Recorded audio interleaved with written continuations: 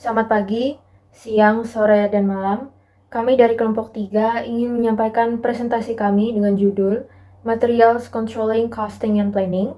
Perkenalkan, saya Katarna Carla dengan NIM 2421 14011 bersama dengan teman-teman saya, Francisca Yokyaning Tias Anggraini dengan NIM 2421 14017 dan Clara Aining Tias Soleh Putri dengan NIM 2421 14025. Semoga apa yang kami sampaikan dapat bermanfaat dan mudah dipahami. Langsung saja mari kita mulai presentasinya. Bab 9 tentang material, pengendalian, perhitungan biaya, dan perencanaan. Langkah-langkah pengadaan material yang pertama, perutean dan daftar bahan baku.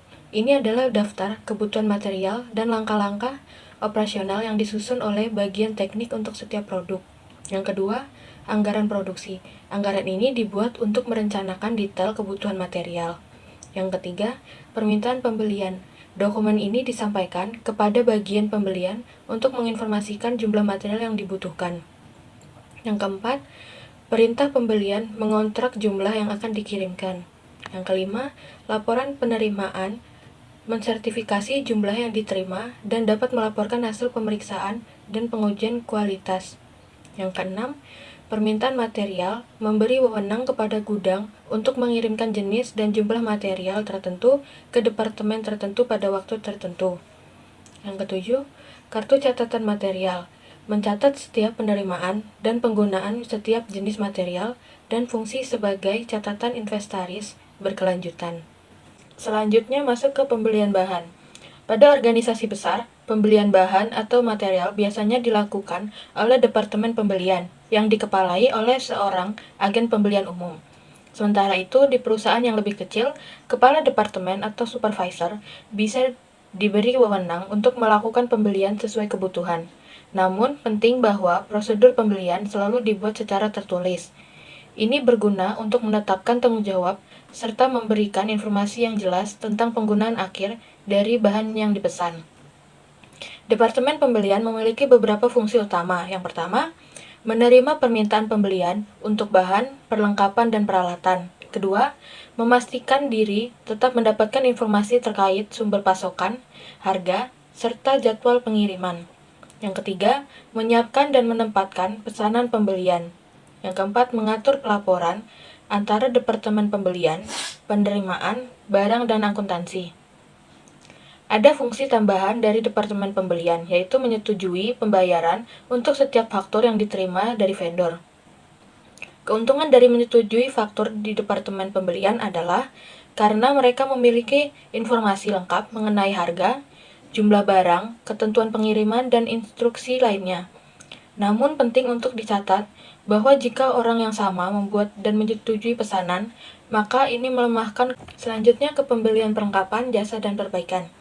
Pembelian perlengkapan, layanan, dan perbaikan, langkah-langkah yang diikuti dalam pembelian bahan dapat berlaku untuk semua departemen dan divisi bisnis. Permintaan pembelian. Perintah pembelian dan laporan penerimaan sesuai untuk perlengkapan dan peralatan kantor, kafetaria perusahaan, unit pertolongan pertama, dan kantor bendahara, serta semua departemen lainnya. Misalnya, jika Departemen Akuntansi perlu mencatat formulir baru, permintaan dikirim ke Departemen Pembelian dan perintah pembelian disiapkan dan dikirim ke percetakan. Jika langganan majalah atau keanggotaan asosiasi profesional akan diberikan kepada seorang eksekutif. Atasan eksekutif menyiapkan permintaan untuk pembelian ini. Kontrak perbaikan tahunan untuk peralatan pemrosesan data dan untuk beberapa mesin pabrik dapat diminta dan dipesan dengan cara yang sama. Namun terkadang seorang kepala departemen atau karyawan mungkin perlu mendapatkan layanan pada mesin yang rusak agar dapat beroperasi kembali dengan cepat. Dalam kasus seperti ini, agen pembelian mengeluarkan perintah pembelian menyeluruh yang mencakup semua biaya jenis tertentu tanpa spesifikasi jumlah aktual yang akan dibebankan. Ketika tagihan diterima, petugas faktur memverifikasi jumlah tagihan dengan kepala departemen yang memperoleh laporan dan kemudian menyetujui faktor untuk pembayaran. Selanjutnya, formulir pembelian. Formulir pembelian adalah dokumen utama yang digunakan dalam proses pembelian. Fungsinya adalah untuk mencatat permintaan pembelian dan memberikan otorisasi untuk melakukan pembelian tersebut. Terdapat beberapa jenis formulir pembelian, yaitu yang pertama, permintaan pembelian. Formulir ini biasanya diisi oleh departemen yang membutuhkan barang atau jasa. Isinya mencakup deskripsi barang, kuantitas, perkiraan biaya, dan alasan pembelian. Formulir ini kemudian diajukan ke departemen pembelian untuk diproses lebih lanjut. Permintaan pembelian dapat berupa dokumen fisik atau catatan elektronik. Yang kedua, pesanan pembelian. Setelah permintaan pembelian disetujui, Departemen Pembelian akan membuat pesanan pembelian. Dokumen ini merupakan perintah resmi kepada vendor untuk menyediakan barang atau jasa yang sesuai dengan spesifikasi yang tercantum. Pesanan pembelian mencakup detail seperti nama vendor, deskripsi barang, kuantitas, harga satuan, total biaya, persyaratan pengiriman, dan ketentuan pembayaran. Salinan pesanan pembelian akan dikirimkan ke vendor, departemen yang mengajukan permintaan, dan departemen akuntansi. Yang ketiga, pertukaran data elektronik. Dalam era digital, pertukaran data elektronik semakin umum digunakan. Pertukaran data elektronik memungkinkan informasi transaksi pembelian, seperti pesanan pembelian dan faktur, untuk ditransfer secara langsung antara sistem komputer, perusahaan, dan vendor. Hal ini meningkatkan efisiensi, mengurangi kesalahan input manual, dan mempercepat proses bisnis. Selanjutnya, penerimaan barang. Setelah barang dikirim oleh vendor, proses penerimaan menjadi langkah penting selanjutnya. Proses ini bertujuan untuk memverifikasi bahwa barang yang diterima sesuai dengan pesanan pembelian. Berikut adalah tahapan umum dalam proses penerimaan. Yang pertama, pembongkaran dan perhitungan. Departemen penerimaan akan membongkar kiriman barang dan menghitung jumlah barang yang diterima. Yang kedua, pemeriksaan kondisi. Barang yang diterima akan diperiksa untuk memastikan tidak ada kerusakan dalam pengiriman. Yang ketiga, mencocokkan dengan dokumen. Informasi pada slip pengepakan dari vendor akan dicocokkan dengan salinan pesanan pembelian untuk memastikan kuantitas dan deskripsi barang sesuai. Jika terdapat perbedaan, catatan mengenai ketidaksesuaian akan dibuat. Yang keempat, pemberitahuan. Departemen pembelian akan diberitahu jika terdapat ketidaksesuaian atau masalah dengan pengiriman. Departemen transportasi dan departemen lain yang terkait juga akan diinformasikan jika diperlukan. Yang kelima, penyusunan laporan penerimaan. Departemen penerimaan akan membuat laporan penerimaan yang mencatat detail barang yang diterima, termasuk kuantitas, kondisi, dan informasi lain yang relevan seperti nama vendor, nomor perusahaan pembelian, dan nomor pengiriman. Laporan ini berfungsi sebagai bukti bahwa barang telah diterima. Laporan penerimaan memiliki beberapa fungsi penting. Yang pertama, sebagai catatan resmi barang yang diterima. Yang kedua, sebagai dasar untuk memproses pembayaran ke vendor setelah dicocokkan dengan faktur. Yang ketiga, sebagai informasi untuk departemen lain seperti departemen gudang untuk penyimpanan barang dan departemen akuntansi untuk pencatatan persediaan. Salinan laporan penerimaan akan didistribusikan ke departemen-departemen terkait. Dalam beberapa kasus, terutama untuk material atau supply dengan volume tinggi. Salinan laporan penerimaan dapat dikirim langsung ke gudang bersamaan dengan material. Alternatifnya, data penerimaan dapat diinput langsung ke sistem komputer. Selanjutnya, persetujuan faktur dan pemrosesan data. Setelah barang atau jasa diterima dan dicatat dalam laporan penerimaan, langkah selanjutnya adalah memproses faktur dari vendor. Proses ini krusial untuk memastikan pembayaran yang akurat dan tepat waktu. Yang pertama, pentingnya persetujuan faktur. Persetujuan faktur adalah langkah pengendalian internal yang penting. Tujuannya adalah untuk memverifikasi bahwa faktur yang diterima sesuai dengan pesanan pembelian dan laporan penerimaan. Hal ini membantu mencegah pembayaran yang tidak benar atau penipuan. Yang kedua, proses persetujuan. Biasanya, faktur akan diperiksa dan dibandingkan dengan dokumen-dokumen pendukung, yaitu yang pertama, pesanan pembelian, untuk memastikan bahwa barang atau jasa yang ditagih sesuai dengan pesanan, termasuk deskripsi, kuantitas, dan harga yang disepakati. Yang kedua, laporan penerimaan untuk memverifikasi bahwa barang atau jasa yang ditagih telah diterima oleh perusahaan dan sesuai dengan jumlah yang tertera pada faktur. Yang ketiga, laporan inspeksi untuk memastikan bahwa barang yang diterima memenuhi standar kualitas yang ditetapkan. Yang ketiga, pengolahan data. Setelah faktur disetujui, informasi dari faktur akan diproses dan dicatat dalam sistem akuntansi. Proses ini mungkin melibatkan yang pertama mencatat detail faktur. Yang kedua ada alokasi akun. Yang ketiga pembuatan faktur pembayaran. Yang keempat pembaruan catatan. Kemudian ada otomatisasi, yaitu seperti yang disebutkan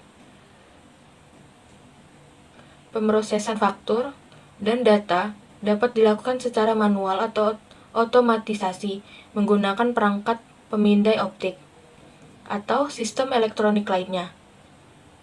Otomatisasi dapat meningkatkan efisiensi dan akurasi proses. Pengaruh transaksi pembelian pada akun-akun. Transaksi pembelian memiliki pengaruh langsung pada berbagai akun dalam laporan keuangan perusahaan. Pengaruh ini bergantung pada jenis pembelian yang dilakukan. Berikut adalah beberapa contoh pengaruh transaksi pembelian. Yang pertama, pembelian persediaan. Pada akun debit, akun persediaan akan bertambah. Dan pada akun kredit, jika pembelian dilakukan secara kredit, akun utang usaha akan bertambah. Jika pembelian dilakukan secara tunai, akun kas akan berkurang. Yang kedua, pembelian perlengkapan. Pada akun debit, akun perlengkapan akan bertambah. Dan pada akun kredit, akun utang usaha akan bertambah jika kredit. Dan akun kas akan berkurang jika tunai. Yang ketiga, pembelian aset tetap. Pada akun debit, akun aset tetap akan bertambah. Pada kredit, akun utang usaha akan bertambah jika kredit. Dan akun kas akan berkurang jika pembayaran tunai. Pembelian jasa. Pada debit, akun beban akan bertambah. Pada kredit, akun utang usaha akan bertambah jika kredit, dan akun kas akan berkurang jika pembayaran tunai. Kemudian, biaya perolehan material. Biaya perolehan material mencakup semua pengeluaran yang diperlukan untuk mendapatkan material hingga siap digunakan dalam proses produksi atau operasional perusahaan. Yang pertama, harga faktur dan biaya transportasi. Harga faktur dari vendor merupakan biaya utama. Selain itu, biaya transportasi yang ditanggung oleh pembeli juga merupakan bagian dari biaya perolehan. Kemudian, biaya insidental lainnya. Selain harga faktur dan transportasi, biaya-biaya insidental lain yang terkait langsung dengan perolehan material juga harus diperhitungkan. Contohnya, termasuk biaya pemesanan, biaya penerimaan, biaya inspeksi, biaya penyimpanan sementara, dan biaya asuransi selama pengiriman. Kemudian, pengurangan biaya. Penting untuk dicatat bahwa setiap diskon pembelian yang diterima dari vendor akan mengurangi biaya perolehan material. Kemudian, tujuan pengukuran biaya yang akurat. Pengukuran biaya perolehan material yang akurat sangat penting untuk berbagai fungsi, termasuk penerimaan harga pokok penjualan, penilaian persediaan, dan pengambilan keputusan. Kemudian ke diskon pembelian. Diskon pembelian adalah pengurangan harga yang ditawarkan oleh vendor kepada pembeli dengan tujuan mendorong pembayaran yang lebih cepat.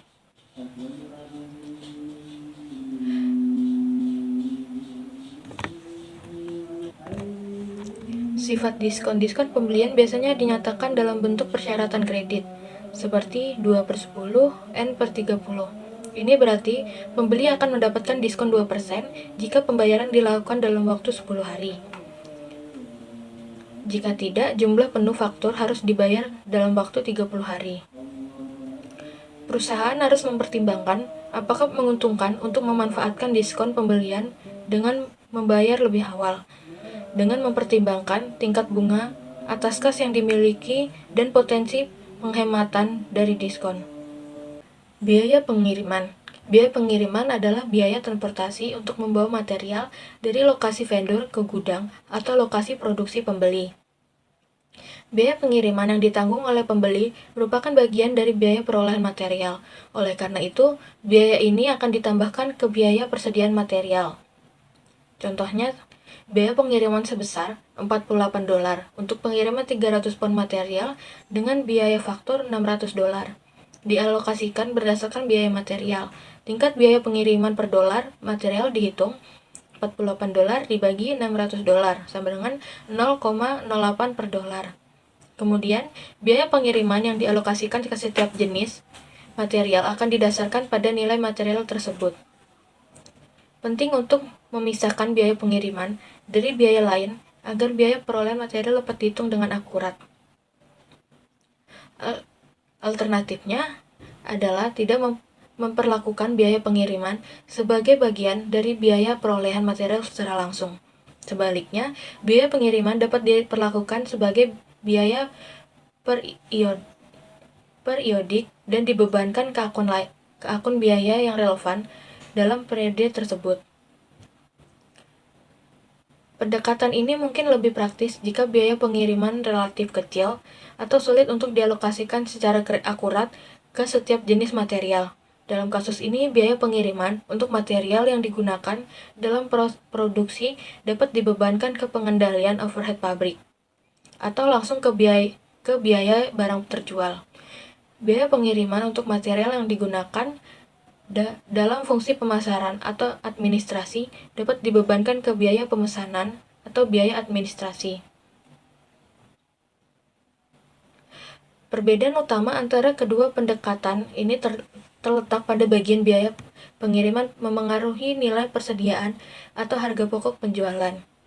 Jika ditambahkan ke biaya material, biaya pengiriman menjadi bagian dari nilai persediaan hingga material tersebut dijual. Jika diperlakukan sebagai biaya periodik, biaya pengiriman langsung mengurangi laba pada periode tersebut. Kemudian, biaya perolehan yang ditetapkan, yang tampaknya terkait dengan penggunaan tarif yang telah ditentukan sebelumnya untuk membebankan biaya perolehan ke material. Estimasi biaya. Pendekatan ini melibatkan estimasi biaya perolehan di muka, misalnya biaya departemen pembelian dan biaya penerimaan, dan kemudian menerapkan biaya ini ke material berdasarkan tarif yang telah ditentukan. Dasar penerapan. Tarif penerapan dapat didasarkan pada berbagai faktor, seperti nilai pembelian atau jumlah pembelian, jumlah pesanan atau jumlah penerimaan, ukuran atau berat. Contoh estimasi dan penerapan yaitu contoh estimasi biaya departemen pembelian dan departemen penerimaan serta dapat dasar penerapan yang mungkin digunakan. Misalnya tarif per pesanan atau tarif per unit. Tujuannya, penggunaan tarif yang diterapkan dapat menyederhanakan akuntansi biaya dan memberikan pandangan yang lebih stabil tentang biaya perolehan per unit material. Namun penting untuk secara periodik membandingkan biaya yang diterapkan dengan biaya aktual dan menyesuaikan jika terdapat perbedaan yang signifikan. Kemudian, penyimpanan dan penggunaan material, yaitu pengandalian oleh bagian gudang. Material yang diterima biasanya diperiksa oleh bagian penerimaan dan kemudian dipindahkan ke gudang untuk penyimpanan. Petugas gudang bertanggung jawab atas keamanan, pemeliharaan, dan pencatatan material yang disimpan. Yang kedua, permintaan material. Ketika material dibutuhkan untuk produksi atau penggunaan lain, departemen yang bersangkutan akan mengajukan permintaan material ke bagian gudang. Formulir ini mencatat jenis, kuantitas, dan tujuan penggunaan material. Kemudian pencatatan penggunaan. Berdasarkan permintaan material, petugas gudang akan mengeluarkan material dan mencatat pengeluaran tersebut. Informasi ini kemudian digunakan untuk mempengaruhi catatan persediaan dan mengalokasikan biaya material ke pekerjaan atau departemen yang sesuai. Selanjutnya, penerbitan dan pengendalian material. Pengendalian yang ketat diperlukan dalam penerbitan material untuk mencegah pemborosan, kehilangan, dan memastikan akuntansi biaya yang akurat. Pembatasan akses. Akses ke area penyimpanan material biasanya dibatasi hanya untuk personel yang berwenang, seperti petugas gudang. Dan kemudian dokumentasi yang tepat. Setiap pengeluaran material harus didukung oleh dokumen yang sah, yaitu permintaan material. Kemudian sistem pencatatan. Sistem yang efektif untuk mencatat penerimaan dan pengeluaran material sangat penting untuk menjaga catatan, persediaan yang akurat, dan menghitung biaya material yang digunakan. Permintaan material. Permintaan material adalah dokumen tertulis yang digunakan oleh departemen produksi atau departemen lain yang membutuhkan material untuk meminta material dari gudang. Permintaan material biasanya mencakup informasi sebagai berikut. Yang pertama, nomor permintaan. Yang kedua, tanggal permintaan. Yang ketiga, departemen yang meminta. Yang keempat, deskripsi material. Yang kelima, kuantitas yang dibutuhkan. Yang keenam, nomor pekerjaan atau pesanan produksi. Yang ketujuh, akun yang akan didebit. Yang ke-8, otorisasi atau tanda tangan orang yang berwenang. Fungsinya, permintaan material berfungsi sebagai yang pertama, otorisasi, yaitu memberi izin kepada petugas gudang untuk mengeluarkan material. Yang kedua, dokumen sumber, menjadi dasar untuk mencatat pengurangan persediaan dan pembebanan biaya material ke akun yang sesuai. Yang ketiga, pengendalian, membantu melacak penggunaan material dan memastikan bahwa material digunakan untuk tujuan yang benar. Pemrosesan elektronik permintaan material. Dengan kemajuan teknologi, permintaan material dapat diproses secara elektronik. Keuntungannya, pemrosesan elektronik menawarkan beberapa keuntungan dibandingkan dengan sistem manual, termasuk efisiensi atau permintaan dapat dibuat dan dikirim dengan cepat melalui sistem komputer. Akurasi, mengurangi risiko kesalahan penulisan dan input data. Pembaruan real-time, catatan persediaan dapat diperbarui secara otomatis saat material dikeluarkan. Pelacakan yang lebih baik, memudahkan pelacakan status permintaan dan penggunaan material. Dalam sistem EDP, departemen yang membutuhkan material akan memasukkan rincian permintaan ke dalam sistem komputer. Sistem kemudian dapat secara otomatis memeriksa ketersediaan material, menghasilkan daftar pengambilan material untuk petugas gudang, dan memperbarui catatan persediaan serta akun biaya yang relevan. Daftar pengambilan material. Daftar pengambilan material adalah daftar yang berisi semua material dan kuantitas yang dibutuhkan untuk memproduksi satu unit produk. Daftar pengambilan material sering digunakan sebagai dasar untuk membuat permintaan material, terutama untuk produksi rutin. Dengan penggunaan, permintaan material dapat dibuat secara otomatis atau semi-otomatis, berdasarkan jumlah produk yang diproduksi. Penggunaan daftar pengambilan material dapat meningkatkan efisiensi proses permintaan material dan memastikan bahwa semua material yang diperlukan tersebut tersedia sebelum produksi dimulai. Kemudian, catatan persediaan material. Catatan persediaan material adalah catatan terperinci yang menunjukkan informasi tentang setiap jenis material yang disimpan di gudang. Catatan ini memberikan informasi yang lebih rinci daripada akun kontrol persediaan material di buku besar. Tujuannya adalah untuk, yang pertama, menyediakan rincian, menunjukkan kuantitas yang diterima, dikeluarkan, dan saldo terkini untuk setiap jenis material. Yang kedua, pengendalian fisik, membantu dalam pengendalian fisik persediaan dan mengidentifikasi potensi kekurangan atau kelebihan. Yang ketiga, perencanaan pembelian, memberikan informasi tentang tingkat persediaan saat ini dan kebutuhan di masa depan untuk membantu dalam perencanaan pembelian. Penentuan biaya, menyediakan data untuk menentukan biaya material yang digunakan dalam profesi. Setiap catatan persediaan material biasanya mencakup informasi seperti yang pertama, nomor kode dan deskripsi material. Yang kedua, lokasi penyimpanan. Ketiga, unit ukuran. Keempat, tingkat persediaan minimum dan maksimum. Kelima, catatan penerimaan. Yang keenam, catatan pengeluaran. Yang ketujuh, saldo terkini. Sistem persediaan perpetual secara terus-menerus memperbarui catatan persediaan material setiap kali ada penerimaan atau pengeluaran. Catatan anak perusahaan material merupakan bagian penting dari sistem persediaan perpetual. Catatan persediaan material didukung oleh dokumen-dokumen seperti pembelian dan permintaan material. Model kuantitatif. Persediaan berfungsi sebagai penyangga antara produksi dan konsumsi barang. Persediaan ada dalam berbagai bentuk. Yang pertama, bahan yang menunggu pemrosesan. Yang kedua, produk atau komponen yang sudah selesai sebagian. Dan yang ketiga, barang jadi di pabrik, dalam perjalanan, di titik distribusi gudang, dan di gerai retail. Pada setiap tahap ini, pembenaran ekonomi yang baik untuk persediaan harus ada, karena setiap unit tambahan yang dibawa dalam persediaan menghasilkan beberapa biaya tambahan. Contoh yang pertama, bahan baku yang belum diolah, seperti tepung di pabrik roti. Kenapa disimpan? Supaya kalau ada gangguan pasokan, roti tetap bisa diproduksi. Yang kedua, barang setengah jadi, seperti mobil yang baru selesai dirakit bodinya, tapi mesinnya belum dipasang. Kenapa disimpan? Supaya bagian lain bisa lanjut dikerjakan tanpa nunggu terus-terusan. Yang ketiga, barang jadi di pabrik, seperti televisi yang sudah siap dijual tapi belum dikirim. Kenapa disimpan? Karena dapat langsung dikirim ke toko kalau ada permintaan. Yang keempat, barang yang sedang dikirim, seperti smartphone di kapal dari luar negeri. Kenapa dihitung sebagai persediaan? Karena itu tetap milik perusahaan dan akan dijual begitu sampai. Yang kelima, barang di gudang, seperti sabun yang disimpan di gudang sebelum dikirim ke toko-toko.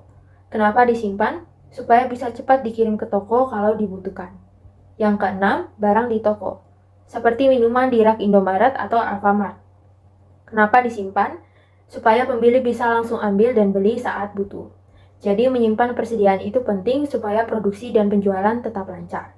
Tetapi menyimpan terlalu banyak juga bikin keluar biaya, seperti biaya sewa gudang, resiko barang rusak, atau uang yang nyangkut di stok. Perencanaan kebutuhan bahan. Perencanaan bahan berkaitan dengan dua faktor fundamental, yaitu kuantitas dan waktu pembelian. Penentuan berapa banyak dan kapan harus membeli melibatkan dua jenis biaya yang saling bertentangan, yaitu biaya membawa persediaan dan biaya membawa yang tidak memadai. Biaya menyimpan persediaan artinya, kalau kita menyimpan barang terlalu banyak di gudang, kita harus membayar bunga, pajak, biaya sewa gudang, biaya penanganan, dan menanggung risiko barang rusak atau menjadi tidak laku. Totalnya bisa mencapai 25,10% dari nilai persediaan. Biaya kekurangan persediaan terjadi kalau stok terlalu sedikit. Ini bisa menyebabkan biaya pembelian darurat, harga beli bisa lebih mahal, produksi terganggu karena kehabisan bahan, biaya administrasi tambahan, harga naik karena menunda pembelian, dan bahkan kehilangan pelanggan. Kuantitas pesanan ekonomi.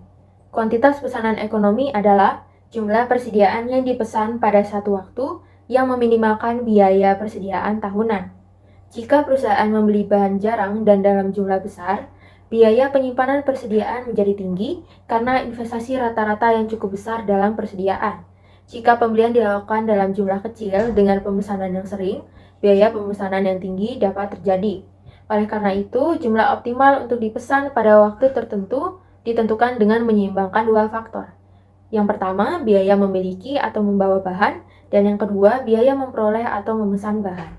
Biaya penyimpanan persediaan biasanya dinyatakan sebagai persentase dari rata-rata nilai persediaan karena biaya utamanya adalah bunga atau biaya modal. Hanya biaya yang berubah sesuai jumlah persediaan atau biaya variabel yang dihitung, bukan biaya tetap seperti tenaga kerja gudang. Biaya kekurangan persediaan juga perlu diperhitungkan, seperti biaya pemesanan, misalnya membuat pesanan, komunikasi dengan vendor, dan pencatatan. Biaya tetap pemesanan tidak dihitung, hanya biaya variabel. EOQ atau kuantitas pesanan ekonomi dan titik pemesanan dihitung hanya dengan biaya variabel. Namun biaya tetap dan variabel tetap perlu ditekan. Misalnya dengan sistem just in time. Biaya penyimpanan bisa 10-35% dari nilai persediaan dan biaya pemesanan $10-200. EOQ dihitung dengan data kebutuhan, harga, biaya simpan, dan biaya pesan. Rumus dan hubungan dalam kuantitas pesanan ekonomi. Yang pertama, jumlah pesanan per tahun, sama dengan kebutuhan tahunan dibagi kuantitas pesanan ekonomi. Yang kedua, biaya pemesanan tahunan, sama dengan kebutuhan tahunan dikali biaya tiap kali pesan dibagi kuantitas pesanan ekonomi. Yang ketiga, tingkat persediaan rata-rata, sama dengan kuantitas pesanan ekonomi dibagi 2. Selanjutnya, biaya penyimpanan tahunan, sama dengan harga satuan barang dikali biaya tiap kali pesan dikali kuantitas pesanan ekonomi dibagi 2. Selanjutnya, total biaya tahunan, sama dengan kebutuhan tahunan dikali biaya tiap kali pesan dibagi kuantitas pesanan ekonomi ditambah cost per unit atau harga satuan barang dikali carrying cost atau biaya simpan per tahun dikali kuantitas pesanan ekonomi dibagi 2. Dalam gambar menunjukkan rumus untuk kuantitas pesanan ekonomi, yaitu seberapa banyak barang yang idealnya harus dipesan setiap kali supaya biaya perusahaan paling efisien. Rumus EOQ adalah akar dari 2 dikali annual required units dikali cost per order dibagi cost per unit of material dikali carrying cost percentage. RU atau required units adalah kebutuhan tahunan, CO atau cost per order adalah biaya tiap kali pesan, CU atau cost per unit adalah harga satuan barang, CC atau carrying cost percentage adalah persentase biaya simpan per tahun. Kebutuhan tahunan adalah berapa unit barang yang dibutuhkan dalam 1 tahun. Sedangkan biaya per pesanan itu adalah biaya yang keluar setiap kali melakukan pemesanan, tidak peduli berapa banyak yang dipesan, misalnya ongkos admin, ongkos kirim, dan lain-lain. Harga per unit adalah harga beli 1 unit barang. Persentase biaya penyimpanan adalah berapa persen dari harga barang yang menjadi biaya menyimpan barang itu selama 1 tahun, misal biaya gudang, asuransi, kerusakan, dan lain-lain. Tujuan EOQ sendiri adalah kalau pesan terlalu sering, biaya pesan menjadi mahal. Kalau pesan terlalu banyak sekali beli, biaya menyimpan barang menjadi mahal. EOQ membantu kita menemukan titik tengah yang paling hemat antara kedua biaya itu. Kuantitas pesanan ekonomi adalah akar dari 2 dikali permintaan tahunan dikali biaya pemesanan dibagi harga unit dikali persentase biaya simpan tahunan. Kuantitas pesanan ekonomi dicapai saat biaya pemesanan dan penyimpanan tahunan seimbang, sehingga total biaya minimum. Rumus ini mengasumsikan penggunaan bahan yang seragam karena rata-rata persediaan dihitung sebagai kuantitas pesanan ekonomi dibagi 2. Jika penggunaan tidak seragam, asumsi ini tidak berlaku. Dalam gambar ini menjelaskan bagaimana rumus kuantitas pesanan ekonomi diturunkan. AC, annual cost atau total biaya tahunan itu terdiri dari 2 komponen, biaya pesan atau ordering cost, biaya simpan atau carrying cost. Ada langkah-langkah yang menunjukkan proses. Yang pertama, mencari turunan atau diferensial dari AC terhadap EOQ. Setelah diturunkan, kita samakan hasil turunan itu dengan 0. Ini untuk mencari nilai EOQ yang membuat biaya total paling minimum. Setelah disederhanakan, akhirnya ketemu rumus EOQ. Numerator itu adalah aktivitas total pemesanan, biaya pesan tahunan. Denominator adalah biaya penyimpanan tahunan per unit. Constant usage rate artinya pemakaian barang stabil sepanjang tahun. Rata-rata persediaan adalah EOQ dibagi 2. Untuk menunjukkan penggunaan rumus kuantitas pesanan ekonomi, misalkan kebutuhan tahunan 2.400 unit, biaya per unit $0,75, biaya pemesanan per kali pesan $20, persentase biaya penyimpanan 20%. Masukkan angka-angka itu dalam rumus EOQ, sehingga EOQ atau kuantitas pesanan ekonomi sama dengan akar dari 2 dikali 2.400 unit dikali $20 dibagi $0,75 dikali 20%, sama dengan akar dari $96.000 dibagi $0,15 sama dengan akar dari 640.000 sama dengan 800 unit. Artinya, agar biaya total paling hemat, setiap kali memesan, perusahaan harus memesan 800 unit. Diskon kuantitas. Beberapa harga pembelian didiskon jika jumlah yang dipesan lebih banyak. Pengiriman yang lebih besar juga dapat menghasilkan penghematan biaya pengiriman. Perubahan ini menghasilkan biaya unit yang lebih rendah, dan dengan demikian dapat mengubah perhitungan kuantitas pesanan ekonomi. Membeli dalam jumlah yang lebih besar juga mengubah frekuensi pemesanan dan dengan demikian mengubah total biaya pemesanan. Dan ini melibatkan investasi yang lebih besar dalam persediaan, yang semuanya berdampak pada perhitungan kuantitas pesanan ekonomi. Misalkan, kebutuhan tahunan 3.600 unit, harga per unit $1, tidak ada diskon kuantitas, biaya penyimpanan 20% dari nilai rata-rata persediaan, biaya untuk setiap kali melakukan pemesanan $10. Kita masukkan angka tersebut dalam rumus, sehingga kuantitas pesanan ekonomi sama dengan akar dari 2 dikali 3.600 unit dikali $10 dibagi $1 dikali 20%, sama dengan akar dari 72.000 dibagi $0,20, sama dengan akar dari 360.000 sama dengan 600 unit.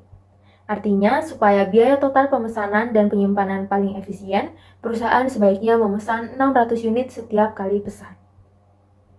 Jadi, EOQ membantu mencari titik tengah yang optimal. Nah, dalam contoh ini, yang paling pas adalah setiap kali beli ambil 600 unit. Dalam tabel ini mengilustrasikan pengaruh diskon kuantitas dengan membandingkan total biaya untuk berbagai jumlah pesanan. Perhatikan bahwa jumlah pesanan yang meminimalkan total biaya 900 unit per pesanan berbeda dari kuantitas pesanan ekonomi yang dihitung ketika tidak ada diskon kuantitas 600 unit per pesanan. Nah, tabel ini menjelaskan tentang diskon kuantitas atau diskon karena membeli dalam jumlah besar. Kalau kita beli lebih banyak barang sekaligus, kita akan dapat diskon. Misalnya di dalam tabel, beli 3.600 unit dapat diskon 8%, beli 1.800 unit mendapatkan diskon 6%, beli 1.200 unit mendapatkan diskon 5%, dan seterusnya. Biasanya kita menghitung kuantitas pesanan ekonomi untuk tahu berapa jumlah pembelian optimal supaya biaya pemesanan dan biaya penyimpanan seimbang. Kan di contoh sebelumnya, kita hitung EOQ atau kuantitas pesanan ekonomi normal tanpa adanya diskon, yaitu 600 unit. Tapi kalau ada diskon kuantitas seperti ini, situasinya menjadi berubah. Karena kalau beli lebih banyak, maka harga barangnya jadi lebih murah berkat diskon. Dengan adanya diskon kuantitas, biaya bahan tidak konstan karena dipengaruhi oleh besar kecilnya diskon. Oleh karena itu, tujuannya adalah untuk mengidentifikasi kuantitas pesanan yang meminimalkan tidak hanya jumlah biaya pemesanan dan biaya penyimpanan, tetapi juga jumlah biaya-biaya ini ditambah dengan biaya bahan. Karena biaya penyimpanan variabel, dalam contoh berfluktuasi secara langsung dengan investasi persediaan rata-rata. Biaya penyimpanan dipengaruhi oleh diskon kuantitas. Tabel ini membandingkan biaya tahunan untuk membeli dan menyimpan barang, tergantung berapa kali melakukan pemesanan dalam setahun. List price per unit, harga awal per unit barang sebelum diskon, quantity discount, diskon yang diberikan berdasarkan jumlah pembelian. Misalnya kalau beli banyak dapat diskon 8%, 6%, dan seterusnya. Diskon price per unit, harga setelah diskon. Misalnya awalnya $1, kalau diskon 8% jadi $0,92. Size of order in units, jumlah unit yang dipesan setiap kali order. Average inventory in units, rata-rata stok barang di gudang, ini kira-kira setengah dari jumlah yang dipesan. Cost of average inventory, nilai uang dari rata-rata stok barang. Annual cost of materials, total biaya beli barang selama setahun. Carrying cost, biaya menyimpan stok di gudang, dihitung 20% dari nilai rata-rata stok. Cost to order, biaya untuk setiap melakukan pemesanan, biaya admin, transportasi, dan lain-lain. Total cost per year, total semua biaya selama setahun, beli barang, ditambah simpan barang, ditambah pesan barang. Kesimpulannya, kalau pesan cuma 1 kali setahun, biaya totalnya menjadi $3.653,20. Kalau pesan 2 kali setahun, biaya menjadi lebih rendah, jadi $3.573,20. Biaya paling rendah ada saat memesan 4 kali setahun, $3.545,50. Kalau terlalu sering memesan 6 atau 8 kali, biaya malah naik lagi sedikit. Jadi, kita harus mencari jumlah pemesanan per tahun yang bisa membuat total biaya tahunan paling murah. Rumus kuantitas pesanan ekonomi dan proses produksi. Rumus kuantitas pesanan ekonomi juga dapat digunakan untuk menghitung ukuran optimal dari proses produksi. Dalam hal ini, CO mewakili estimasi biaya penyiapan dan CU mewakili biaya produksi variabel per unit. EPQ atau Economic Production Quantity, yaitu kuantitas produksi ekonomi, ini mirip dengan kuantitas pesanan ekonomi, tapi ini dipakai untuk barang yang kita produksi sendiri, bukan yang kita beli. Contohnya, ada barang namanya A88. Barang ini dibuat sendiri, bukan beli dari luar. Biaya setup mesin atau CO-nya adalah $62 setiap kali mau produksi, Biaya produksi per unit CU sama dengan $2. Kebutuhan per tahun 6.000 unit. Carrying cost-nya 20% dari harga barang. Jadi 20% dari $2, yaitu $0,40 per unit per tahun. Masukkan angka-angka tersebut dalam rumus sehingga FPQ sama dengan akar dari 2 dikali 6.000 unit dikali $62 dibagi $2 dikali 20%, sama dengan akar dari $744.000 dibagi $0,40, sama dengan akar dari 1.860.000 sama dengan 1.364. Artinya, jumlah produksi optimal sekali adalah 1.364 unit. Jadi, supaya biaya total, setup ditambah penyimpanan paling efisien, sekali produksi langsung buat 1.364 unit. Menentukan waktu pemesanan. Rumus kuantitas pesanan ekonomi membantu menentukan jumlah persediaan yang harus dipesan, tetapi keputusan kapan harus memesan sama pentingnya. Waktu pemesanan dipengaruhi oleh 3 hal. Yang pertama, waktu tunggu. Yang kedua, tingkat penggunaan persediaan. Yang ketiga, persediaan pengaman. Berbeda dengan kuantitas pesanan ekonomi, tidak ada rumus baku untuk menentukan titik pemesanan. Jika waktu tunggu atau penggunaan meleset dari perkiraan, bisa terjadi 2 hal. Yang pertama, kelebihan stok. Jika bahan datang lebih cepat dari perkiraan, maka biaya penyimpanan naik. Yang kedua, kekurangan stok atau stock out. Jika bahan datang terlambat, gangguan produksi dan biaya tambahan. Karena prediksi sempurna sulit, maka persediaan pengaman digunakan sebagai penyangga.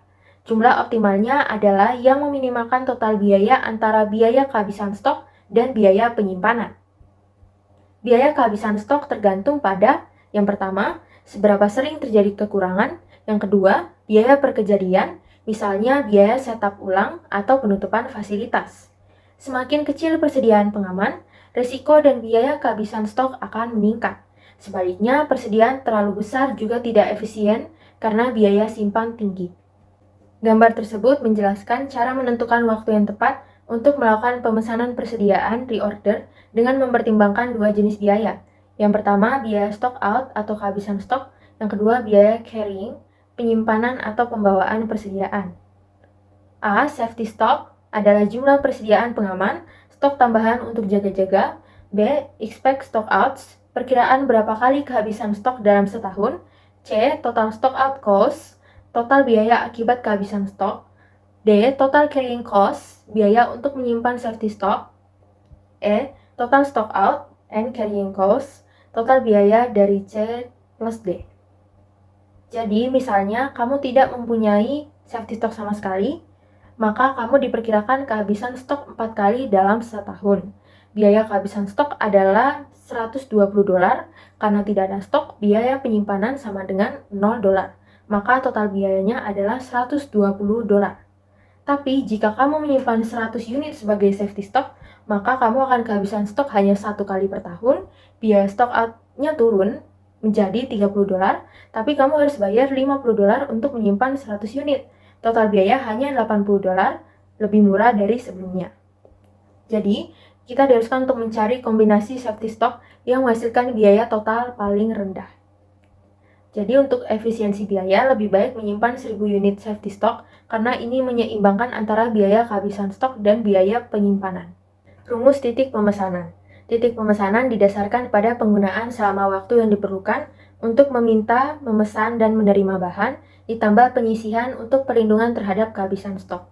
Titik pemesanan tercapai ketika jumlah yang tersedia sama dengan kebutuhan yang dapat diperkirakan, yaitu ketika jumlah persediaan yang ada dan jumlah yang harus dibayar sama dengan jumlah penggunaan waktu tunggu dan jumlah persediaan pengaman.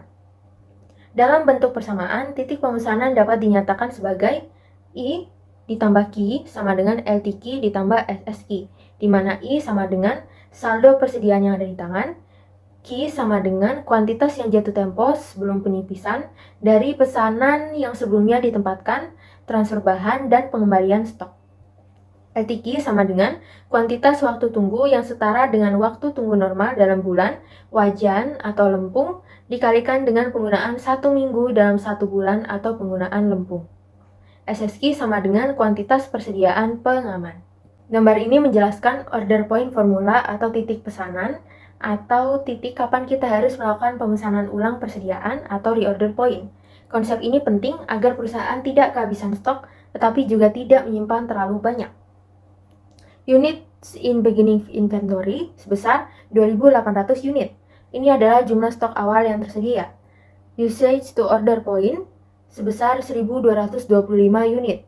Ini dihitung dari pemakaian mingguan 175 unit selama 7 minggu. Jadi 175 dikali 7 sama dengan 1.225 unit. Order point sama dengan 1.575 unit. Ini adalah titik di mana perusahaan harus mulai memesan ulang. Rumusnya adalah order point sama dengan penggunaan selama lead time normal 4 minggu ditambah safety stock. Jadi 175 dikali 4 minggu ditambah 175 dikali 5 minggu sama dengan 700 ditambah 875 sama dengan 1.575 unit. Usage during normal lead time 700 unit. Ini adalah jumlah yang dipakai selama waktu tunggu normal 4 minggu. Maximum inventory or safety stock at date of delivery 875 unit. Ini adalah stok pengaman safety stock jika tidak ada pemakaian selama lead time. Order quantity units received 2090 unit. Ini adalah jumlah barang yang akan datang saat order diterima. Maximum inventory assuming normal lead time and usage 2.965 unit. Setelah pesanan datang dan sebagian stok terpakai, karena menunggu 4 minggu, dikali 175 unit sama dengan 700 unit, stok maksimum yang tersisa sama dengan stok awal 2.800 unit dikurang pemakaian 700, ditambah barang datang 2.090, sama dengan 2.965 unit. Gambar ini adalah grafik visual dari penjelasan sebelumnya tentang order point formula. Jadi sumbu vertikal atau Y menunjukkan jumlah unit persediaan atau stok. Sumbu horizontal X menunjukkan minggu keberapa dalam waktu. Garis lurus miring ke bawah menunjukkan laju pemakaian barang, yaitu 175 unit per minggu. Stok menurun secara konsisten dari 2.800 unit. 2.800 beginning inventory ini adalah jumlah stok awal dimulai dari minggu ke 0. 1.575 order point minggu ke-7. Saat stok mencapai 1.575 unit, perusahaan harus melakukan pemesanan ulang. Kenapa harus minggu ke-7? Karena 175 unit per minggu dikali 7 minggu sama dengan 1.220 unit telah dipakai. Sisa 2.800 dikurang 1.225 unit sama dengan 1.575 unit. Waktu tunggu minggu ke-7 sampai minggu ke-16 adalah waktu tunggu barang datang setelah pemesanan dilakukan. Selama waktu ini, perusahaan masih memakai stok yang ada. Jika waktu tunggu maksimal adalah 9 minggu, maka 175 unit dikali 9 minggu sama dengan 1.575 unit akan digunakan sampai barang baru tiba. 875 safety stock ini adalah stok pengaman. Kalau terjadi keterlambatan, stok ini akan menyelamatkan perusahaan dari kehabisan barang. Dihitung dari 175 unit dikali 5 minggu sama dengan 875 unit karena kemungkinan waktu tunggu bisa molor dari 4 minggu menjadi 9 minggu. Gambar ini menunjukkan bagaimana cara merencanakan kebutuhan bahan atau material berdasarkan asumsi sebelumnya. Dalam gambar ini, stok tidak akan habis selama waktu tunggu, tidak lebih dari 9 minggu asalkan penggunaan bahan tetap normal. Namun, kenyataannya penggunaan bahan jarang tetap sama terus-menerus, karena penggunaan barang tergantung pada produksi, sementara produksi tergantung pada penjualan. Jadi, kalau penjualan naik turun, otomatis pemakaian bahan juga ikut berubah-ubah. Karena itulah, perencanaan bahan seringkali harus menyesuaikan kondisi yang berubah-ubah, bukan hanya berdasarkan rata-rata saja. Gambar ini menjelaskan order point yang lebih realistis karena mempertimbangkan variasi pemakaian dan kemungkinan keterlambatan pengiriman. Normal usage untuk lead time 4 minggu, pemakaian normal 175 unit per minggu dikali 4 minggu sama dengan 700 unit. Safety stock ini terdiri dari 2 bagian. Yang pertama, pemakaian selama kemungkinan keterlambatan 5 minggu yaitu 175 unit dikali 5 minggu sama dengan 875 unit. Yang kedua, variasi pemakaian jika meningkat jadi 210 unit per minggu selama 9 minggu yaitu 210 dikurang 175 unit dikali 9 minggu sama dengan 315 unit. Total safety stock 875 ditambah 315 sama dengan 1190 unit. Order point sama dengan pemakaian normal selama waktu tunggu 700 ditambah safety stock 1190 unit sama dengan 1890 unit. Jadinya, persediaan awal 2800 unit, pemakaian sampai order point 2800 sampai 1890 sama dengan 910 unit. Kalau penggunaan maksimal 210 unit per minggu, maka 910 dibagi 210 hasilnya sekitar 4,3 minggu. Saat barang baru tiba, pemakaian normal selama waktu tunggu sama dengan 700 unit, maka stok maksimum yang mungkin ada sama dengan safety stock 1190 unit ditambah barang datang 2090 unit sama dengan 3280 unit. Jadi, pesan ulang saat stok turun ke 1890 unit agar tidak kehabisan walau ada keterlambatan atau pemakaian meningkat. Persediaan awal 2800 unit akan habis sampai 1890 unit dalam 4,3 minggu jika pemakaian tinggi. Stok bisa naik sampai 3280 unit saat barang datang jika tidak ada keterlambatan dan pemakaian normal. Jadi, perusahaan harus memesan ulang saat stok turun ke 1575 unit. Ini supaya stok cukup selama masa tunggu, bahkan kalau tidak terjadi keterlambatan sampai 9 minggu. Tujuannya untuk menghindari kehabisan stok, tapi juga tidak menyimpan terlalu banyak. Simulasi komputer untuk perencanaan kebutuhan bahan. Perencanaan kebutuhan bahan atau MRP adalah simulasi komputer untuk mengelola kebutuhan bahan yang didasarkan pada daftar bahan, status inventaris, dan proses pembuatan. Jadwal induk barang yang akan diproduksi dan tanggal jatuh temponya dimasukkan ke dalam komputer yang kemudian melihat daftar bahan, waktu pengiriman bahan, dan jumlah persediaan yang ada di tangan dan sesuai pesanan. Program komputer menghitung jumlah yang dibutuhkan untuk setiap bahan dan jumlah, serta waktu permintaan di setiap lokasi kerja. Permintaan dibandingkan dengan kapasitas mesin dan tenaga kerja untuk menilai apakah jadwal produksi bisa dipenuhi. Jika beban kerja terlalu berat, jadwal harus direvisi. Jadwal hanya akan dirilis jika sudah dinyatakan layak bersama dengan pesanan pembelian dan jadwal operasi. Jadi, kelayakan jadwal diuji dulu sebelum dijalankan. Contohnya, jika kita punya usaha membuat kue tart dan kita mendapat pesanan buat 10 kue tart untuk dikirim tanggal 30 April. Kita harus mencari dulu bill of material atau daftar bahannya untuk 1 kue tart. Lalu kita mencari inventory saat ini atau stoknya. Setelah itu kita menghitung MRP-nya. Nah, jadi MRP akan memberitahu kapan kita harus beli kekurangannya atau misalnya minimal 3 hari sebelum tanggal produksi, berapa banyak yang dibeli dan untuk produk mana bahan itu digunakan. Pengendalian bahan. Pengendalian bahan dilakukan melalui organisasi fungsional, penugasan tanggung jawab, dan bukti dokumenter. Hal ini dimulai dengan persetujuan anggaran penjualan dan produksi dan dengan selesainya produk yang siap untuk dijual dan dikirim ke persediaan gudang atau ke pelanggan.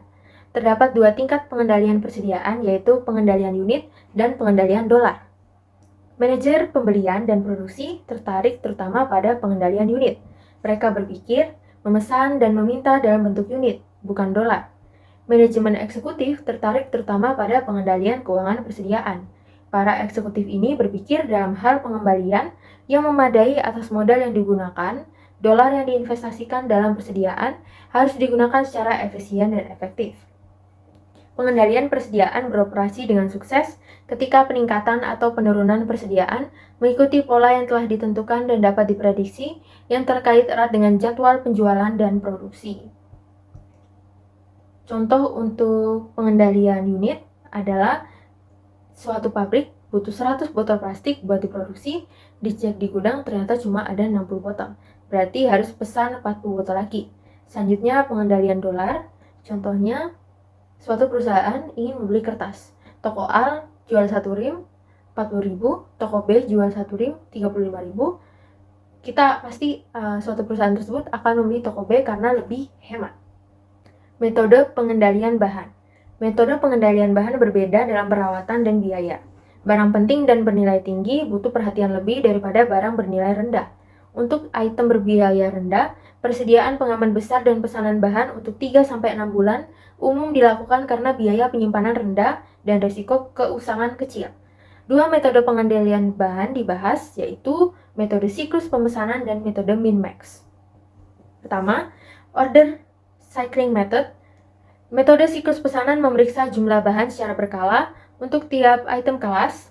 Periode peninjauan bervariasi 30, 60, 90 hari dan berbeda antar bahan. Item bernilai tinggi ditinjau lebih sering, item berbiaya rendah ditinjau lebih jarang.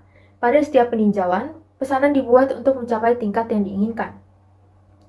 Perusahaan memeriksa stok barang secara berkala, misalnya setiap minggu atau bulan.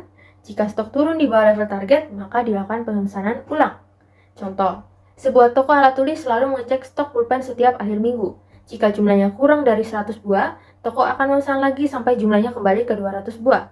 Untuk barang penting seperti tinta printer, pengecekan dilakukan lebih sering, misalnya 2 kali seminggu. Yang kedua, Selective Control ABC Analysis. Kontrol selektif rencana ABC mengevaluasi signifikansi biaya tiap item. Item A bernilai tinggi dan kritis, dikendalikan ketat. Item B nilai menengah, dikendalikan sedang. Item C tidak kritis, cukup dengan kontrol fisik sederhana seperti 2 tempat sampah.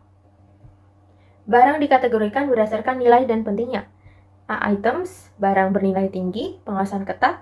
B items, nilai menengah, pengawasan sedang. C items, nilai rendah, pengawasan sederhana. Contohnya, sebuah perusahaan elektronik. A item, komponen chip utama, mahal dan penting, dicek setiap hari. B item, kabel dan konektor, cukup penting, dicek seminggu sekali. C item, baut dan skru, murah dan banyak, dicek sebulan sekali.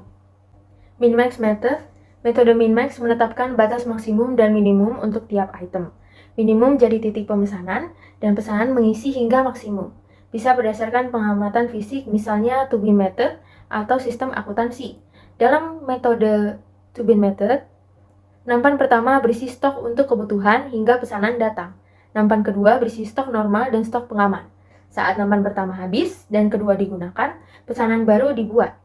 Sistem akuntansi juga bisa mendeteksi saat stok mencapai titik pemesanan dan mengatur pemesanan otomatis. Efektif dalam sistem data elektronik. Perusahaan menentukan batas minimum dan maksimum untuk setiap barang. Jika stok turun ke batas minimum, perusahaan akan memesan kembali sampai stok mencapai batas maksimum. Contohnya, gudang menyimpan 500 botol air mineral, minimum level 100 botol, maksimum level 500 botol. Jika stok turun menjadi 100, maka gudang akan memesan 400 botol untuk kembali ke 500 botol. Pengendalian persediaan usang dan surplus. Hampir semua organisasi menghadapi masalah persediaan berlebih dan usang. Untuk mengatasinya, manajemen harus yang pertama, memastikan penumpukan tidak terus terjadi karena kebijakan pemesanan yang salah. Yang kedua, mengambil langkah untuk mengurangi atau membuang persediaan tersebut. Catatan inventaris yang akurat dan ditinjau secara berkala penting untuk mengidentifikasi barang usang. Persediaan usang sering muncul saat produk didesain ulang atau dihentikan. Menjualnya secepat mungkin dengan harga wajar sering menjadi pilihan terbaik. Contohnya, ada sebuah toko elektronik dulunya menjual banyak HP model lama, misalnya Samsung Galaxy J2. Sekarang model itu sudah tidak laku karena pelanggan lebih memilih model baru seperti Galaxy A Series. Langkah yang bisa diambil toko tersebut, yang pertama, menghentikan pemesanan stok Galaxy J2 supaya tidak makin menumpuk. Yang kedua, mengecek data dan menemukan ada 50 unit Galaxy J2 yang tidak terjual selama 6 bulan. Yang ketiga, untuk menghindari kerugian, toko segera menjual Galaxy J2 dengan diskon besar atau bundling gratisan atau dijual ke grosir. Just in time atau JIT adalah sebuah filosofi yang berfokus pada pengurangan biaya melalui penghapusan persediaan. Semua material dan komponen seharusnya tiba di lokasi kerja pada saat yang dibutuhkan. Produk harus diselesaikan dan tersedia bagi pelanggan di saat pelanggan menginginkannya. Penghapusan persediaan dalam JIT mengurangi biaya penyimpanan dan pengangkutan, namun juga menghilangkan penyangga terhadap kesalahan dan ketidakseimbangan produksi.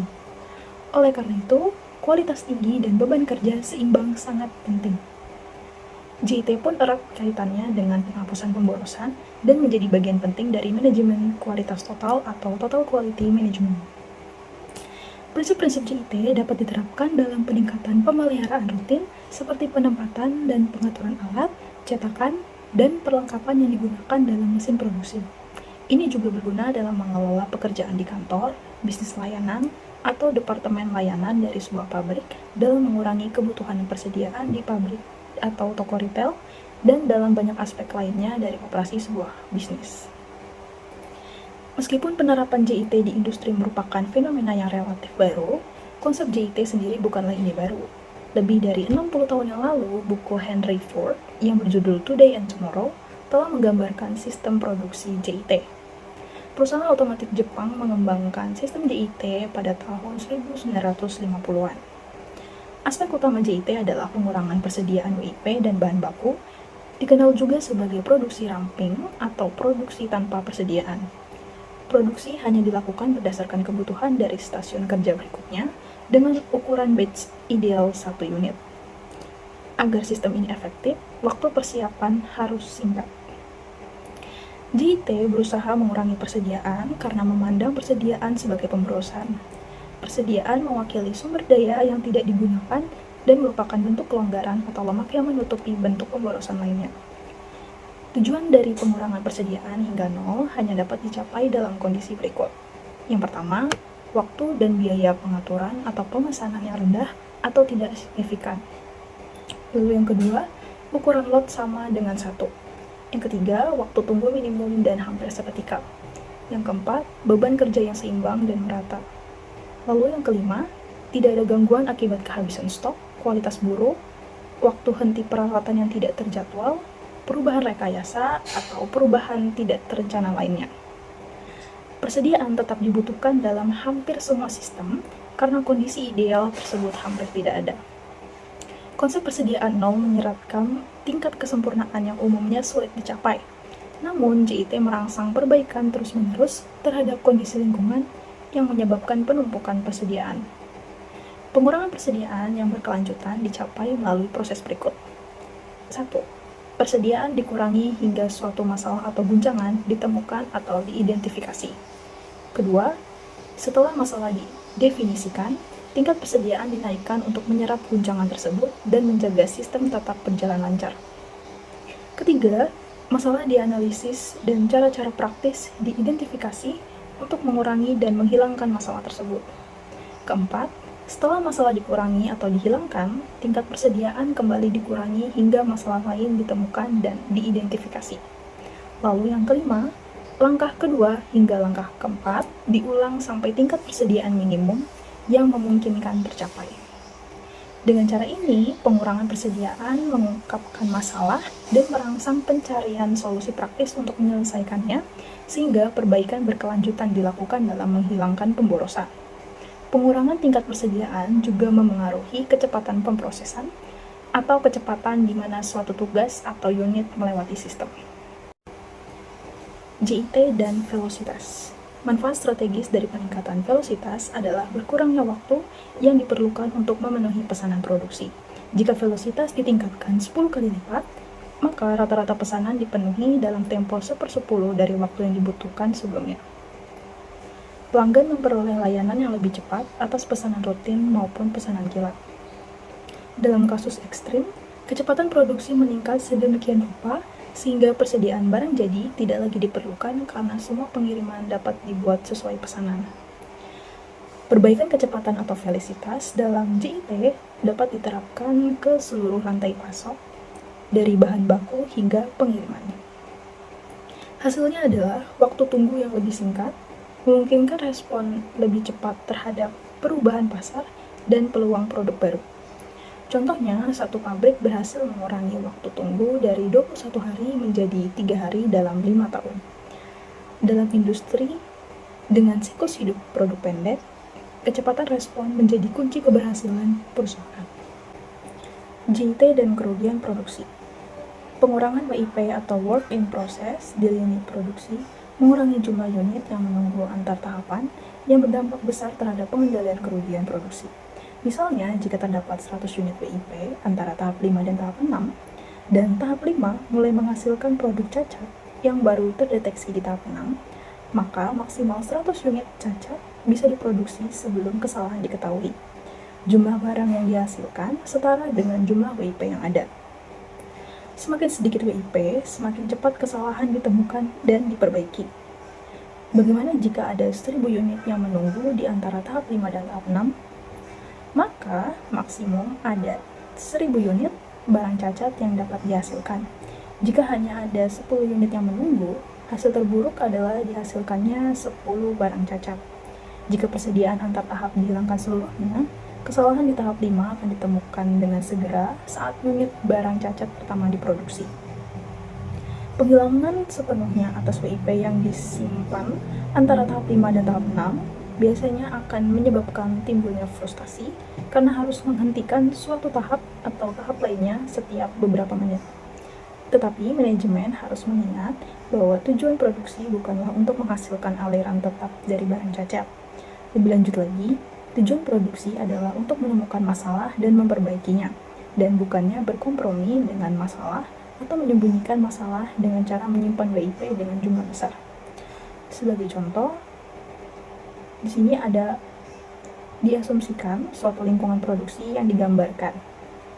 Ada jumlah lokasi kerja di mana ada WIP itu 20%, rata-rata jumlah WIP per lokasi kerja 400%, biaya penyimpanan persediaan per tahun 25%, pengurangan yang direncanakan dalam tingkat WIP 60%, lalu pengurangan yang direncanakan dalam tingkat output akhir tidak ada, aliran fisik dari unit di setiap lokasi kerja menggunakan metode FIFO, lalu rata-rata biaya variabel per unit dalam WIP $100, lalu yang terakhir ada rata-rata kerugian dalam dolar per unit barang cacat adalah 20%. Nah, jika tidak ada unit yang memiliki lebih dari satu cacat dan tidak ada perubahan yang dilakukan dalam sistem, maka 60% pengurangan dalam tingkat WIP diperkirakan akan menghasilkan penghematan tahunan sebesar $360.000 yang terdiri atas penghematan dari biaya penyimpanan sebesar $120.000 dan penghematan dalam biaya barang cacat sebesar $240.000 yang dihitung sebagai berikut. Penghematan dalam biaya penyimpanan 25% dikali pengurangan dalam rata-rata biaya variabel WIP. Jadi 25% dikali 60% dikali rata-rata biaya variabel WIP masa lalu. Menjadi 0,25 dikali 0,6 dikali 20 dikali 400 dikali $100 yang totalnya menjadi $120.000. Lalu penghematan dalam biaya barang cacat dengan cara $20 dikali pengurangan dalam jumlah unit barang cacat. Maka $20 dikali pengurangan dalam jumlah unit cacat yang diproduksi setiap kali ada kondisi di luar kendali yang tidak ditemukan, dikali jumlah kondisi di luar kendali yang ditemukan dengan segera. Maka $20 dikali 60% dikali 400 dikali 10% dikali 1/2 dikali 1000 yang hasilnya menjadi $20 dikali 24 dikali 500 yang hasilnya menjadi $240.000. JIT dan pembelian. JIT berlaku tidak hanya untuk WIP, tetapi juga untuk persediaan bahan baku. Fungsi pembelian sangat terlibat dalam penerapan JIT. Tujuannya adalah agar persediaan bahan baku maupun persediaan WIP berada pada tingkat yang benar-benar minimum. Pendekatan JIT untuk pembelian menekankan pada pengurangan jumlah pemasok serta memperbaiki mutu bahan baku maupun fungsi pembelian. Tujuannya untuk memindahkan bahan baku secara langsung dari pemasok ke lantai produksi dengan sedikit atau tanpa inspeksi sama sekali, dan untuk menghilangkan kebutuhan ruang penyimpanan kecuali untuk jangka pendek langsung di lantai produksi. JIT dan pengorganisasian pabrik. Salah satu pendekatan JIT adalah mengubah tata letak tradisional menjadi tata letak berbasis sel kerja. Setiap sel bertanggung jawab atas produksi penuh dari produk atau sekelompok produk serupa.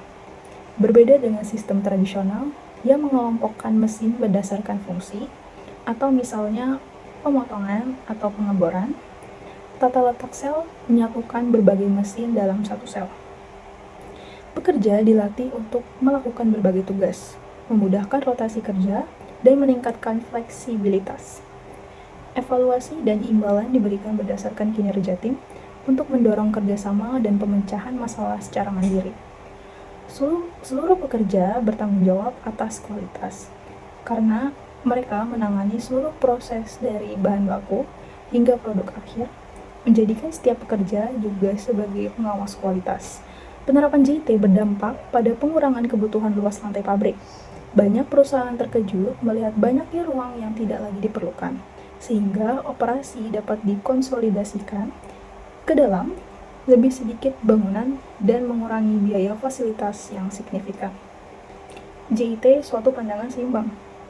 Meskipun begitu besar keuntungan yang dihasilkan oleh JIT, banyak dari penggunanya hanya menerapkan secara parsial. Banyak perusahaan yang dianggap sebagai pengguna pembelian JIT ternyata menggunakan metode JIT hanya untuk menangani sebagian kecil dari seluruh kebutuhan bahan bakunya. Beberapa alasannya adalah, yang pertama, waktu dan usaha yang diperlukan untuk mengubah sebagian besar pemasok agar mengikuti pola pengiriman JIT. Yang kedua, kesulitan untuk memperoleh pengiriman dengan biaya rendah sehingga dapat menjustifikasi pengiriman dalam jumlah kecil namun dengan frekuensi tinggi. Ketiga, kemungkinan adanya penundaan pengiriman jika pemasok berada ratusan mil jauhnya. Dan yang keempat, tendensi yang menimbulkan frustasi ketika komponen yang bernilai rendah dan non-kritis menjadi kritis ketika tidak sampai tepat waktu, sehingga pesanan penting pelanggan tidak dapat diselesaikan akibat tidak adanya persediaan pengamanan. Oleh karena alasan-alasan ini maupun lainnya, beberapa perusahaan menyatakan telah menerapkan JIT, tetapi menyimpan persediaan pengaman untuk banyak bahan bakunya guna berjaga-jaga. Metode perhitungan persediaan. Metode umum FIFO, average, dan LIFO mencerminkan asumsi yang berbeda mengenai arus biaya, tetapi arus biaya belum tentu sama dengan arus fisik unit. Meskipun mengacu pada persediaan bahan baku, metode perhitungan biaya yang sama dapat diterapkan pada persediaan barang jadi. Semua metode diilustrasikan dengan menggunakan transaksi berikut. Tanggal 1 Februari, saldo awalnya itu 800 unit dengan harga $6 per unit. Lalu tanggal 4 diterima 200 unit dengan harga $7 per unit. Lalu tanggal 10 diterima 200 unit dengan harga $8 per unit. Lalu tanggal 11 dikeluarkan 800 unit. Tanggal 12 diterima 400 unit dengan harga $8 per unit. Lalu tanggal 20 dikeluarkan 500 unit. Tanggal 25 dikembalikan 100 unit yang berlebih dari pabrik ke gudang untuk dicatat dengan harga pengeluaran terakhir atau pada harga pengeluaran aktual jika secara fisik dapat diidentifikasikan. Lalu tanggal 28 diterima 600 unit dengan harga $9 per unit. Metode pertama yang akan kita gunakan yaitu FIFO. Di tanggal 1 Februari tadi, saldo awal itu 800 unit dengan harga $6. Maka kita catat di bagian persediaan yaitu 800 unit dengan harga $6 yang totalnya itu $4.800. Lalu di tanggal 4 itu diterima 200 unit dengan harga $7. Lalu kita catat di bagian penerimaan yaitu 200 unit dengan harga $7 dan totalnya itu $1.400. Lalu kita pindahkan di bagian persediaan yang totalnya itu menjadi $6.200. Lalu di tanggal 10 diterima 200 unit dengan harga $8. Lalu kita catat lagi di bagian penerimaan dengan jumlah 200 unit dengan harga $8 yang totalnya itu $1.600. Lalu kita pindahkan lagi di bagian persediaan yang menjadi $7.800. Tanggal 11 dikeluarkan 800 unit. Karena kita pakai metode FIFO, first in first out, maka kita ambil persediaan di paling awal atau persediaan paling awal.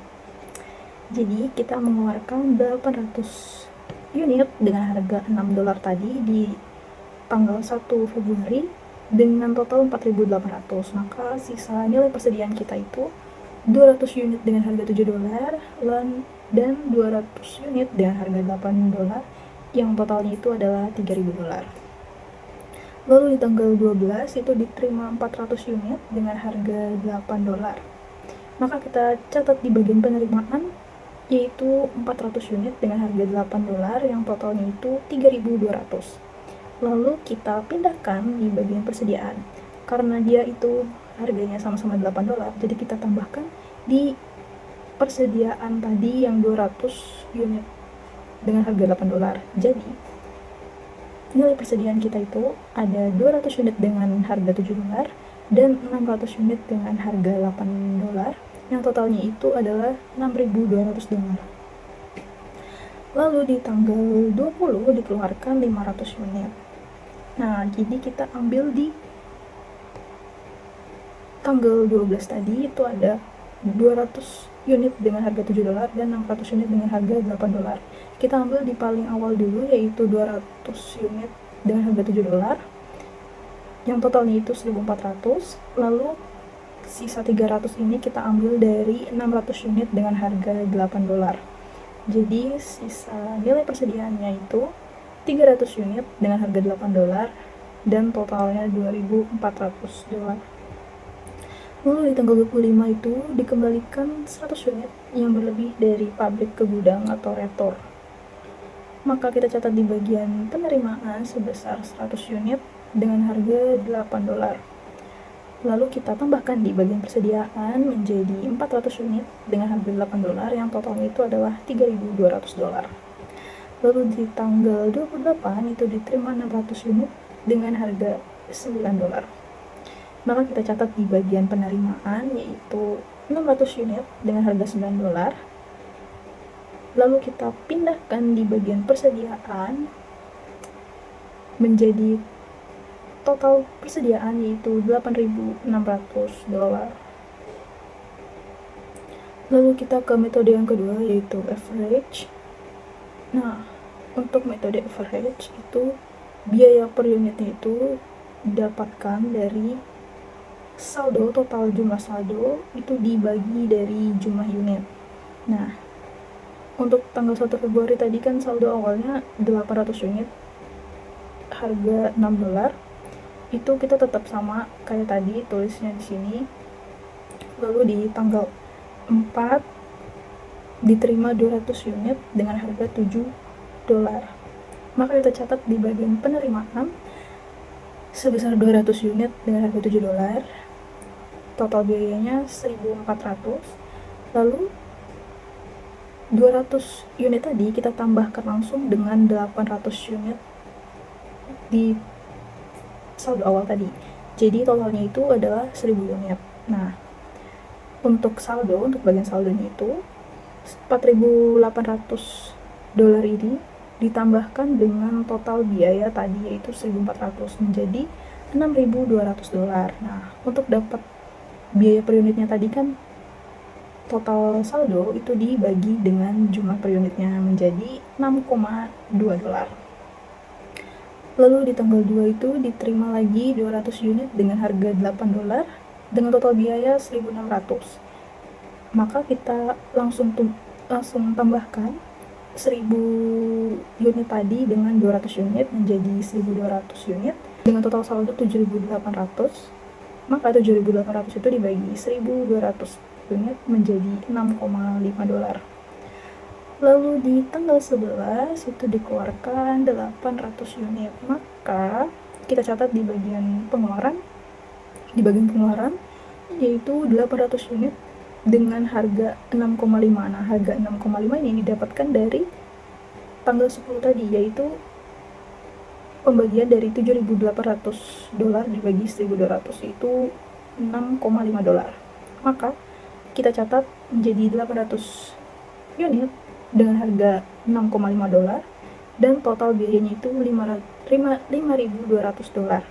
Maka sisa persediaan menjadi 400 unit dengan harga tetap yaitu 6.5 dan total saldonya itu 2.600. Lalu di tanggal 12 diterima 400 unit dengan harga $8. Maka kita catat di bagian penerimaan yaitu 400 unit dengan harga $8 dan total biayanya itu 3.200. Maka 400 unit ini ditambahkan ke persediaan tadi yaitu 400 unit menjadi 800 unit dan 2.600 tadi ditambahkan dengan harga $3.200 ini menjadi $5.800 dan harga per unitnya menjadi $7.25.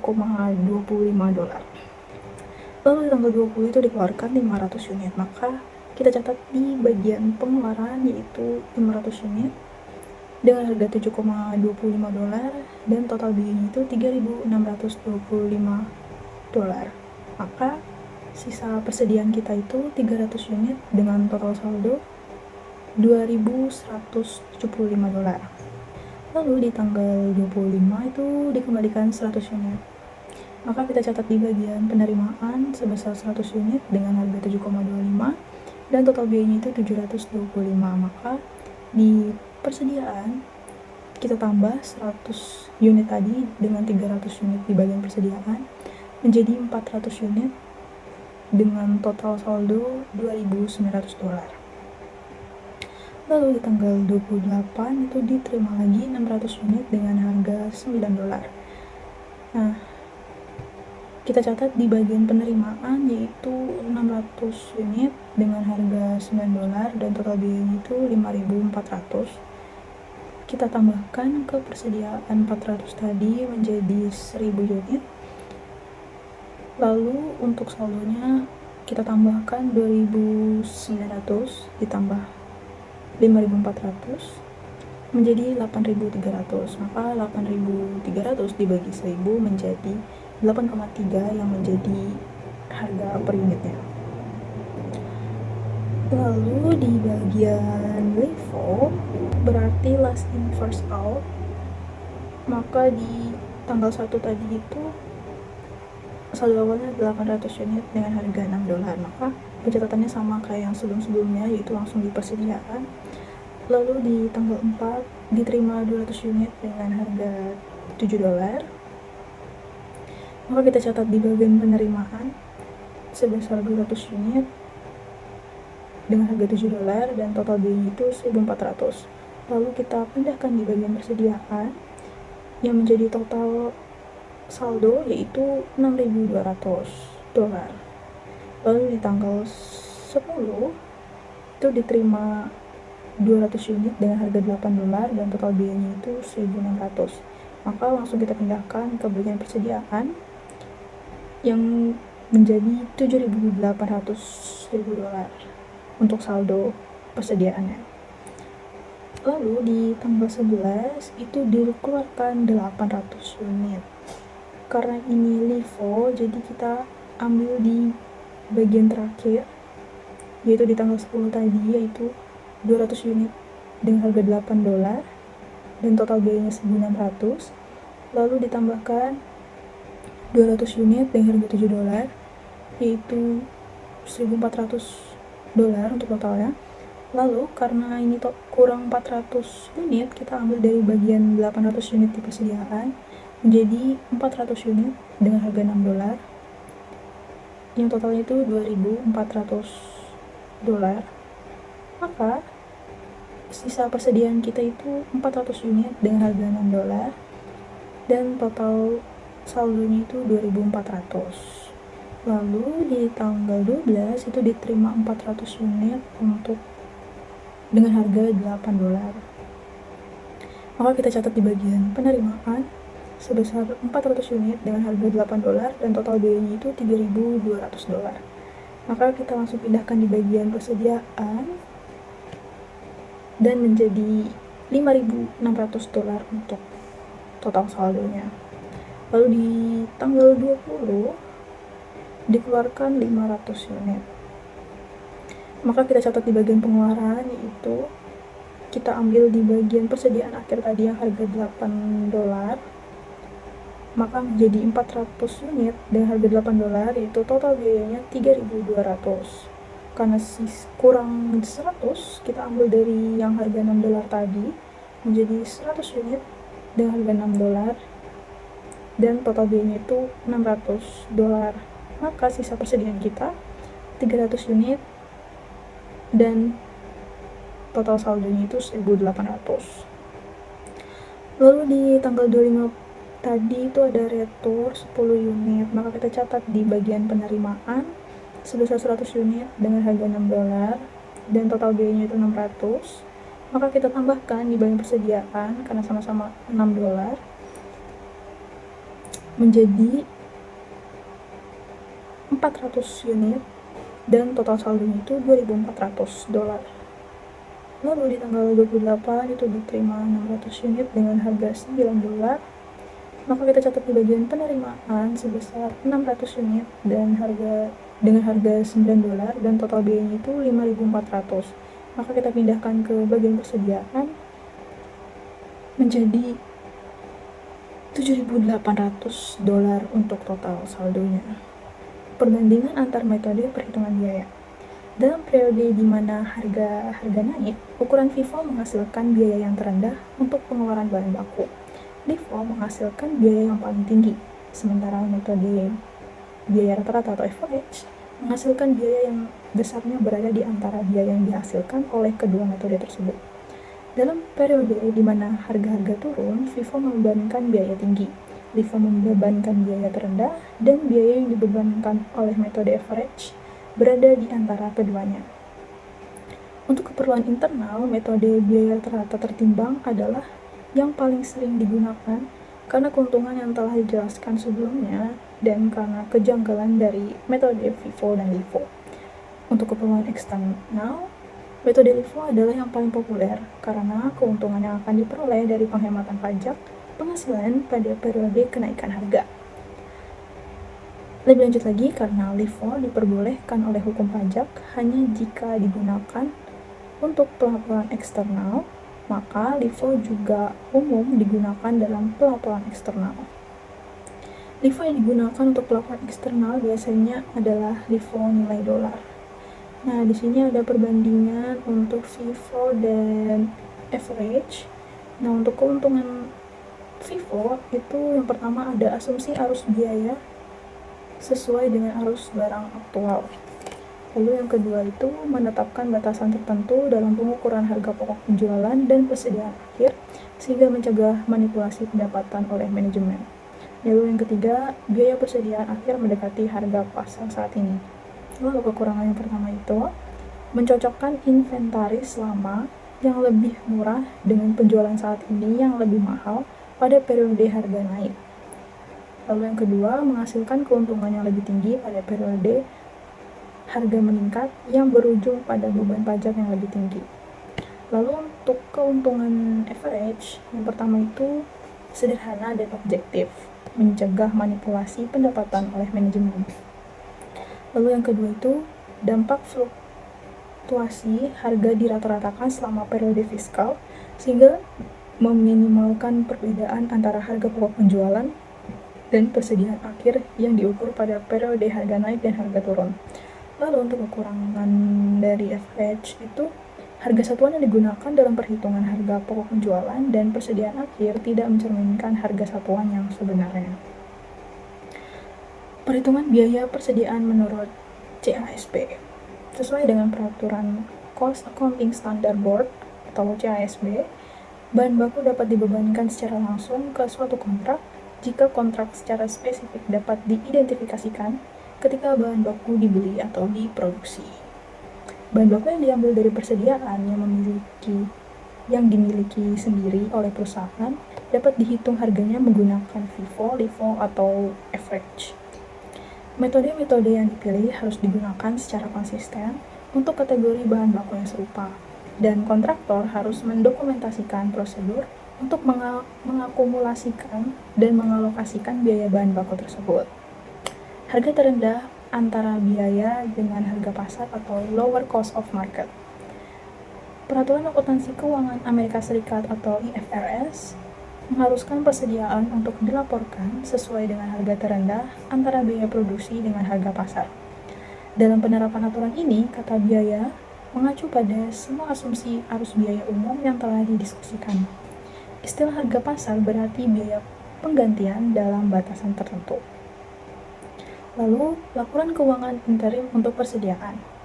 Perusahaan harus konsisten menggunakan metode penilaian persediaan dan penyesuaian nilai yang sama dalam laporan interim dan laporan tahunan, kecuali jika ada pengecualian tertentu sebagai berikut. Nah, yang pertama itu tingkat laba kotor dapat digunakan untuk mengestimasi persediaan akhir dan HPP selama periode interim. Yang kedua, jika terjadi likuidasi LIFO di periode interim, tetapi akan diganti di akhir tahun, maka dampaknya tidak perlu diakui dalam persediaan dan HPP dihitung berdasarkan estimasi biaya pengganti. Lalu yang ketiga, jika penurunan harga pasar di tanggal interim diperkirakan akan pulih di akhir tahun, maka penurunan tersebut tidak perlu diakui saat interim.